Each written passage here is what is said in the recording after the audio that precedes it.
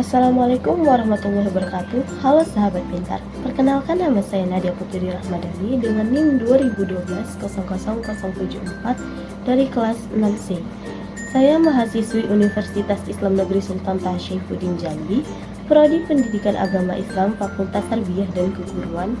Di sini saya akan membuat sebuah video pembelajaran, yang mana video pembelajaran ini saya buat untuk memenuhi tugas tengah semester mata kuliah Ushul Fikih 2 dengan dosen pengampu yakni Ibu Rina Juliana MPDI.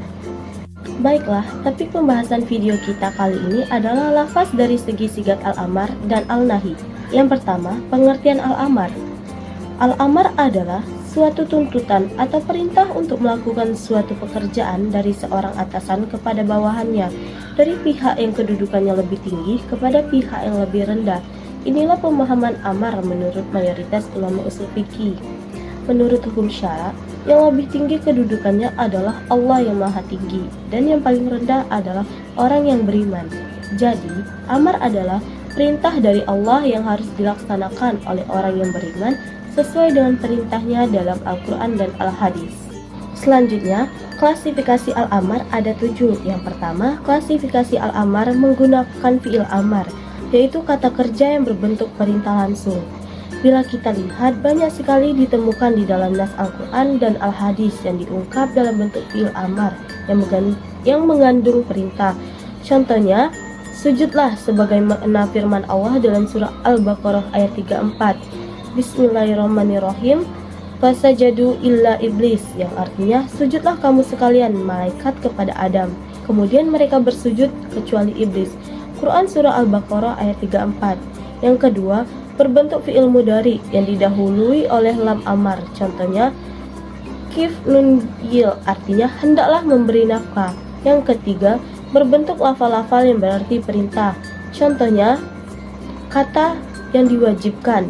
Yang keempat, berbentuk isim fi'il amar. Contohnya, jagalah. Yang kelima, berbentuk isim masdar pengganti fi'il. Contohnya, arti yang berbuat baiklah. Yang keenam, berbentuk kalam kabar bermakna insya. Contohnya sebagai firman Allah dalam Al-Quran surah Al-Baqarah yang artinya wanita-wanita yang ditalak hendaklah menahan diri atau menunggu 3 kali furu. Quran surah Al-Baqarah ayat 228.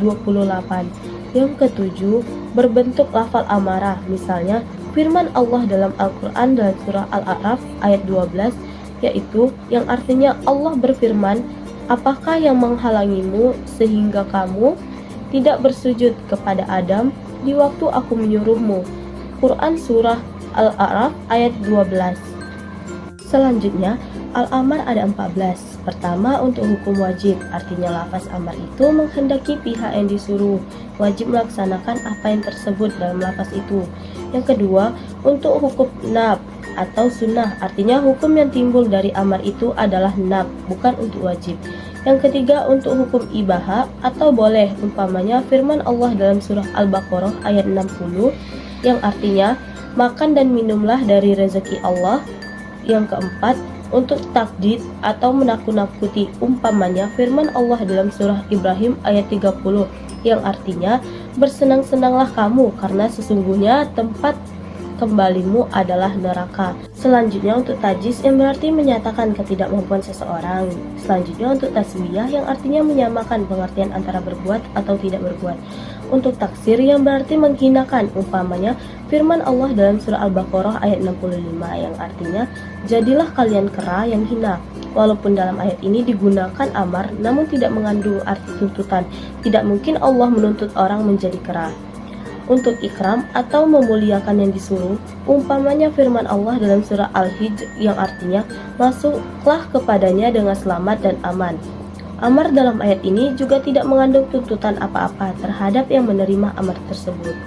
Untuk imtinan atau merangsang keinginan, meskipun imtinan ini sangat sama dengan ibadah, dari segi tidak mengandung tuntutan, namun di antara keduanya ada perbedaan. Pada ibaha hanya semata izin untuk berbuat, sedangkan pada imtinan ada karinah berupa kebutuhan kita kepadanya dan ketidakmampuan kita untuk mengerjakannya.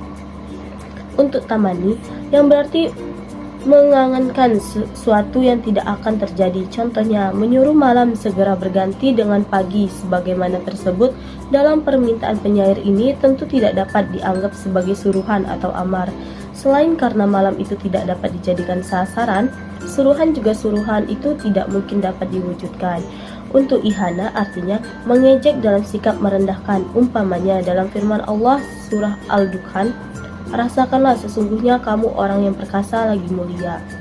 Dalam ayat ini Allah Subhanahu wa Ta'ala berkata kepada orang kafir yang masuk neraka, tentu masuknya bukan menyuruh berbuat seperti apa yang dikatakan, tetapi hanya sekedar mengejek orang kafir. Untuk ihtikar artinya menganggap enteng terhadap apa yang disumpah. Untuk takwin dalam arti penciptaan, umpamanya firman Allah dalam surah Yasin 82, Iza aroda syai'an ayyakula lahu kun fayakun.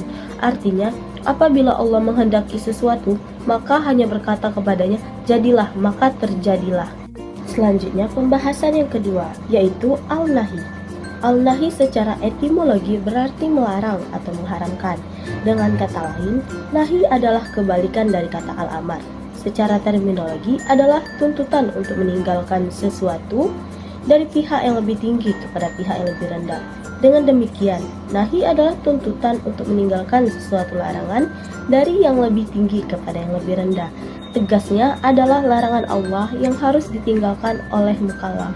Selanjutnya, klasifikasi al-nahi ada 8. Yang pertama, larangan secara tegas dengan memakai kata naha atau yang seakar dengannya, yang secara bahasa berarti melarang. Kedua, larangan dengan menjelaskan bahwa suatu perbuatan diharamkan.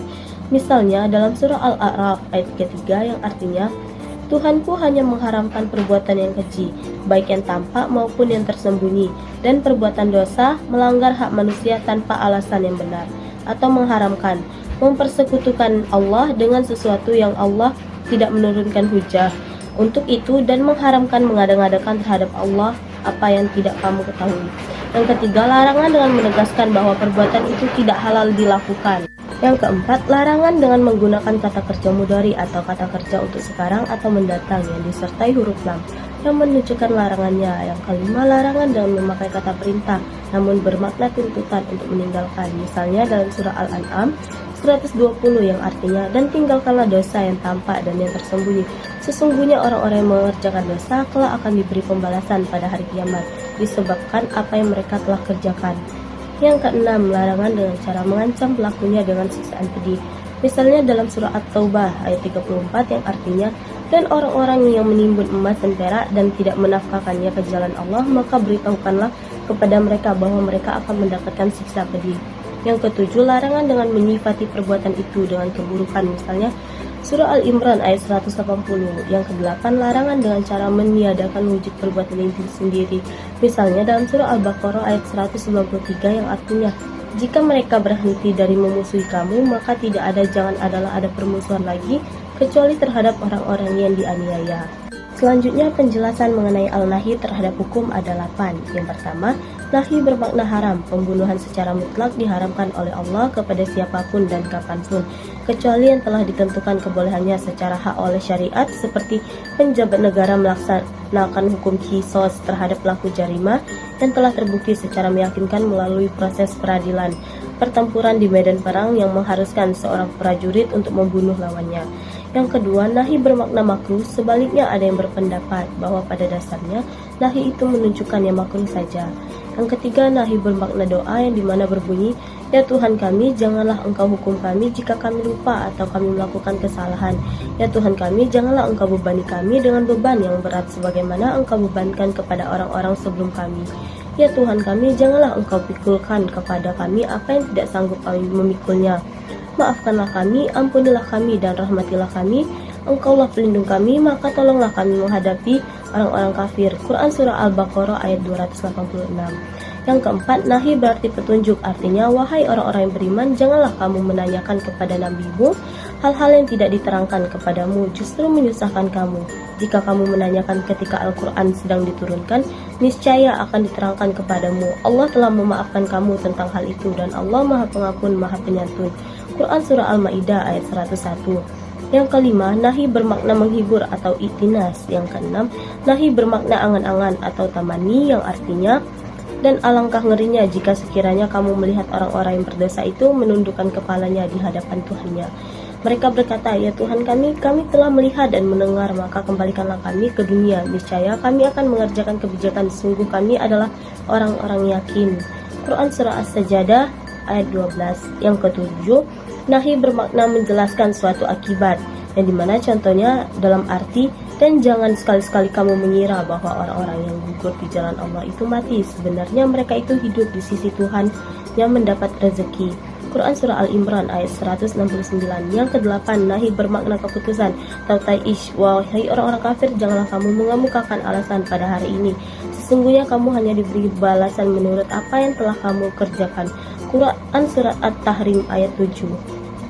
Baiklah, sekian dari video pembelajaran saya mengenai metode Al-Amar dan Al-Nahi. Apabila terdapat kesalahan secara lisan maupun tulisan, saya meminta maaf sebesar-besarnya. Semoga ilmu ini bisa bermanfaat bagi kita semua sobat pintar. Saya ucapkan terima kasih. Wabillahi taufiq wal hidayah. Wassalamualaikum warahmatullahi wabarakatuh.